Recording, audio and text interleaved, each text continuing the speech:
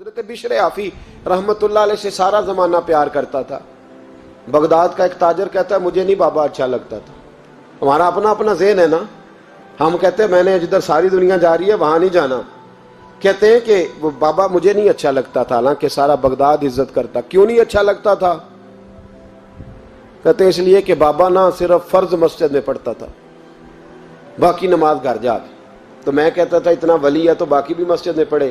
کہتے ایک دن میں نے کہا جسوسی کرنی ہے اس کی, جو کہ اسلام میں منع ہے. کہتے حضرت بشر آفی رحمت اللہ علیہ نے جمعے کے فرض پڑھے, فرض پڑھ کے نکل گئے دوڑ کے. فرماتے ہیں میں پیچھے ہو گیا. میں نے کہا آج میں نے سنتیں چھوڑ دی ہیں پر اس کا پتہ کرنا ہے, سنت نفل بعد میں پڑھوں گا. کہتے ہیں حضرت بشر آفی جلدی سے نا کہ کباب والی دکان پہ گئے, وہاں سے کباب خریدے. اور میں نے کہا بوڑھے کی عمر دیکھو اور اس کے ذائقے دیکھو, اس عمر میں بھی کباب کھائے گا. اوئے ہوئے, مولوی کو روٹی نے ستایا تھا اس لیے سنت اور نفل چھوڑ آیا ہے. کہتے ہیں تھوڑا سا وہ آگے بڑھے تو نان بھائی کی دکان سے نا نان خریدے. میں نے کہا دیکھو یار, دیکھو اس کے ذائقے, گرم نان کھائے گا. بہت سارے لوگ بغداد میں رات کی روٹی کھاتے پر یہ گرم کھاتا ہے. کہتے ہیں حضرت وہ نان اور کباب لے کے نا جنگل کی طرف مڑے تو میرے دل میں خیال آیا یار بڑا ہی اس آدمی کا عجیب ذہن ہے, یہ اب سبزے پہ بیٹھ کے یہاں موج کرے گا, کھائے پیے گا, اور سنت نفل چھوڑ دی. اللہ ہزاروں مرید ہیں. کہتے ہیں حضرت جنگل میں داخل ہوئے, تھوڑا سا سفر کیا تو کچی آبادی آ گئی. کچی آبادی, ایک کچے مکان کی ٹوٹا ہوا دروازہ, باہر سے کنڈی لگی.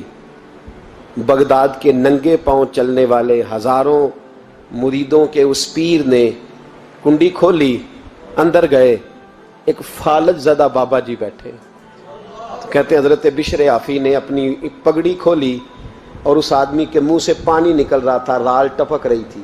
کہتے ہیں پہلے اپنی پگڑی سے منہ صاف کیا, پھر پیالے سے پانی ڈال کے منہ دھویا. پھر حضرت اس کے ٹانگوں پہ کپڑا ڈال کے روٹی کا لقمہ توڑ کے اس کے منہ میں ڈال کے کہنے لگے بابا ناراض نہ ہونا, جمعے والے دن مجھے دیر ہو جاتی ہے, ابھی تو میں نے سنت اور نفل بھی پڑھنے ہیں, ناراض نہ ہونا مجھے دیر ہو جاتی ہے. کہتے ہیں وہ بابا رو پڑا اور کہنے لگا بشر یار 14 سال ہو گئے تو روز آتا ہے. 14 سال, یہ 1 صدی کا قصہ ہے, 2-4 برس کی بات نہیں. 14 سال سے تو روز آتا ہے. میں پتہ نہیں کب تک لاش بنے پڑا رہوں گا, تو کب تک آئے گا؟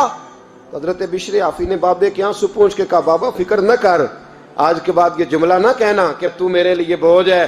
فرمایا لوگ سمجھتے ہیں کہ میں نے عبادت کر کے مقام پایا ہے, لوگ سمجھتے ہیں میں نوافل زیادہ پڑھتا ہوں, دنیا جانتی ہے کہ میری رات کی تسبیح زیادہ مضبوط ہے, پر میں ان میں سے کوئی بات بھی نہیں. میں تو تیری نوکری کرتا ہوں تو اللہ نے میری عزتوں میں اضافہ فرما دیا ہے. سوچ ہی صاف نہیں, نظریہ ہی ٹھیک نہیں, فکر ہی ٹھیک نہیں. اسلام نظریے کا مذہب ہے, سوچ کا. مسند امام احمد بن حنبل کی حدیث سنی, حضرت انس بن مالک فرماتے ہیں جب انسان نے روزہ رکھا ہوتا ہے نا تو روح ویسے ہی پاک ہوتی ہے اس کی. میں نے یہ سوچا کہ کچھ باتیں ایسی کی جائیں جس سے تھوڑی سی سوچیں بھی تبدیل ہو, کچھ سوچوں کا وضو, سوچوں کا غسل, افکار و نظریات کی بھی بات ہو. ہم سمجھتے ہیں کہ شاید کثرت عبادت اصل ہے. اقبال کہتے ہیں یہ ذکر نیم شبی, یہ مراقبے, یہ سرور, تیری خودی کے اگر نگہباں نہیں تو پھر کچھ بھی نہیں. تیری خودی کے اگر, اور پھر عام چیز نہیں کہا یہ ذکر نیم شبی, سویرے سحری کا ذکر, یہ مراقبہ, یہ جو تو گھنٹوں اللہ کی یاد میں بیٹھا رہتا, یہ سرور. کہتے بے کیف عبادت نہیں, سرور والی. یہ ذکر نیم شبی, یہ مراقبے, یہ سرور, تیری خودی کے اگر نگہباں نہیں, اگر تیرے نظریے کو نہیں بدل سکے, تیری سوچ نہیں بدل سکے, تیرا ایمان مضبوط نہیں کر سکے, تیری خودی کے اگر نگہباں نہیں تو پھر کچھ بھی نہیں. اور خرد نے کہہ بھی دیا لا الہ الا اللہ تو کیا حاصل, دل و نگاہ, دل و نگاہ, دل و نگاہ اگر مسلمان نہیں تو پھر کچھ بھی نہیں. دل و نگاہ. اقبال کہتے ہیں ایک دل کا کلمہ پڑھ, دوسرا نظر کا کلمہ پڑھ, ان پہ پابندی لگا.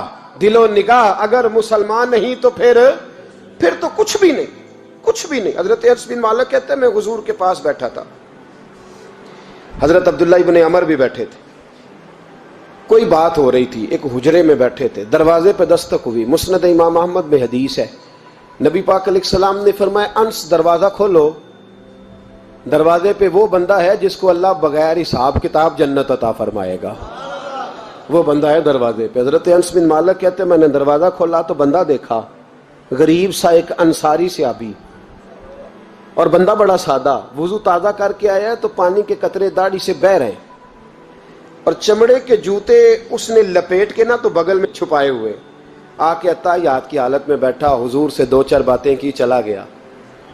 ہم اس کا رنگ دیکھتے رہے اور مصطفیٰ کا کرم دیکھتے رہے۔ اس کو حضور نے جنتی کہا ہے۔ کہتے ہیں اگلے دن اسی ٹائم اسی وقت ہم حضور کے پاس بیٹھے تھے، پھر دروازے پہ دستک ہوئی، حضور نے فرمایا دروازہ کھولو، دروازے پہ وہ بندہ ہے جسے اللہ بغیر حساب کتاب جنت عطا فرمائے گا، بغیر حساب۔ کہتے ہیں دروازہ کھولا،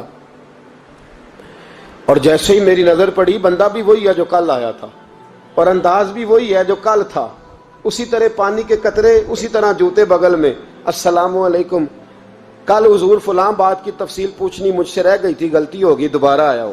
اس نے اپنی گفتگو کی، چند جملوں میں بات سمیٹی، چلا گیا۔ فرماتے ہیں اتفاق کی بات کہ دن تیسرا، بندے بھی ہم دونوں، میں اور عبداللہ ابن عمر۔ حضرت انس بن مالک کہتے ہیں دونوں بیٹھے تھے، سیم ٹائم سیم ڈے۔ پھر دستک ہوئی، حضور نے فرمایا دروازہ کھولو، اور مسکرا کے فرمایا دروازے پہ وہ بندہ ہے جسے اللہ بغیر حساب کتاب جنت عطا فرمائے گا۔ کہتے ہیں کھل اٹھے ہمارے چہرے، باہر گئے، دستک ہوئی تھی، دروازہ کھولا۔ فرماتے مجھے یقین تھا وہی ہوگا جو 2 دن پہلے آیا تھا، اور میرے یقین کے مطابق ہی کام ہوا، وہی بندہ تھا جو کل بھی تھا، جو پرسوں بھی تھا، حالت اور کیفیت اور انداز بھی وہی تھا۔ پانی کے قطرے بہہ رہے ہیں، اور اس شخص نے جوتے بغل میں دبائے ہوئے خدمت میں حاضر ہوا، بیٹھ گیا، بات چیت کی، چلا گیا۔ حضرت انس بن مالک کہتے ہیں تھوڑی دیر ہوئی تو حضور بھی تشریف لے گئے۔ حضرت عبداللہ ابن عمر مجھے کہنے لگے یار ویسے کتنے اس کے نصیب ہیں، کتنے نصیب ہیں، کوئی آیا لے کے چلا گیا، کوئی آیا لے کے چلا گیا، کوئی عمر بھر بھی نہ پا سکا، میرے مولا تجھ سے گلا نہیں، یہ تو اپنا اپنا نصیب ہے، یہ تو اپنا اپنا، اور نہ کسی کے حال پہ طنز کر، نہ کسی کے غم کا مذاق اڑا، وہ جسے چاہیں جیسے نواز دے، یہ مزاج لطف رسول ہے صلی اللہ تعالی علیہ وسلم۔ کہتے ہیں ہم لوگ گفتگو کرنے لگے، عبداللہ ابن عمر مجھ سے کہنے لگے یار ویسے پتہ کرنا چاہیے یہ کون سا عمل کرتا ہے، پتہ کرنا، جیسے ہم نہیں پتہ کرتے کہ یہ بندہ بڑا چمک گیا، پتہ کرو کون سا کاروبار کرتا ہے، ذرا اس کی جاسوسی تو کرو۔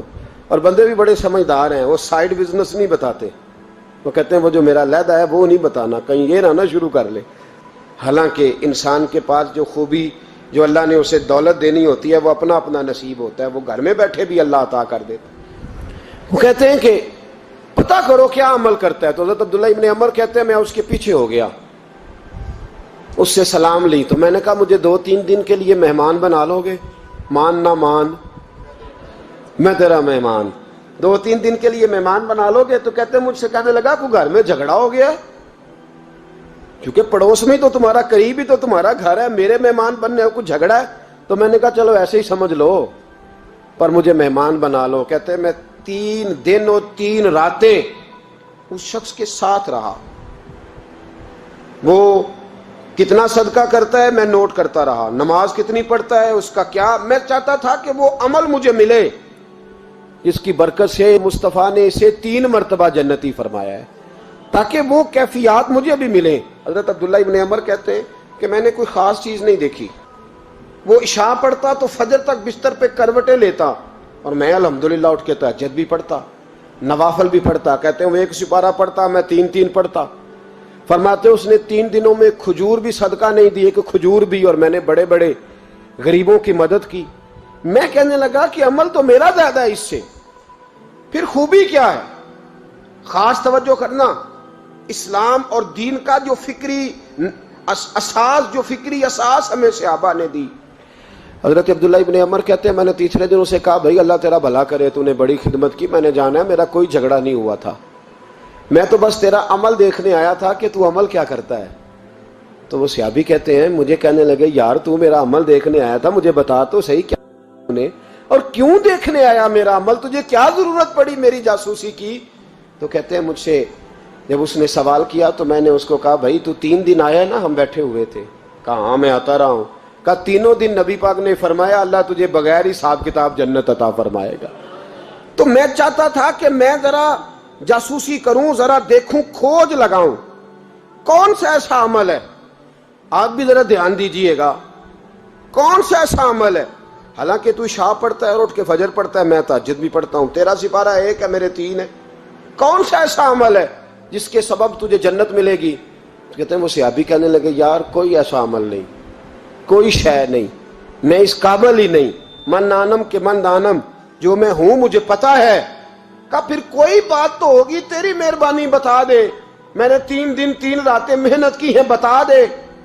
کہتے ہیں وہ کہنے لگے اگر تجھے بتاؤں نا تو پھر سن، میں جب رات کو سوتا ہوں تو اپنے دل پہ نظر ڈالتا ہوں، اور سویرے جب اٹھتا ہوں تو پھر اپنے دل پہ نظر ڈالتا ہوں، موبائل پہ نہیں، کنجی پہ نہیں کہ چابیاں کدھر ہیں، بٹوے پہ نہیں، میں رات کو سوتے ہوئے بھی اپنے دل پہ نظر ڈالتا ہوں، سویرے اٹھتے ہوئے بھی میں سب سے پہلے اپنے دل پہ نظر ڈالتا ہوں۔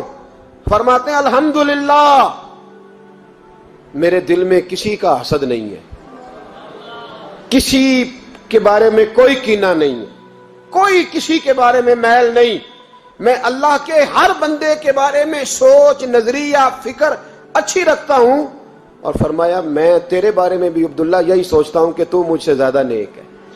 الحمدللہ اس وقت بھی میرا ذہن یہ ہے کہ انس بن مالک مجھ سے زیادہ پرہیزگار ہے، اس وقت بھی میری سوچ یہ ہے کہ محبوب کے سب صحابہ میں سب سے کمزور میں ہی ہوں۔ نابد عبداللہ ابن عمر کہتے ہیں میں نے اس کا ہاتھ چوما، میں نے کہا سمجھ آ گئی ہے، تیرا نظریہ، تیری سوچ پکی اور سچی مسلمان ہے، تو دل اور روح کا مسلمان ہے، تو نظر اور روح کا مسلمان ہے۔ یہ سبب ہے کہ اللہ کے رسول نے زمین پر چلتے ہوئے بھی تجھے 3 دفعہ جنت کی بشارت عطا فرما دی۔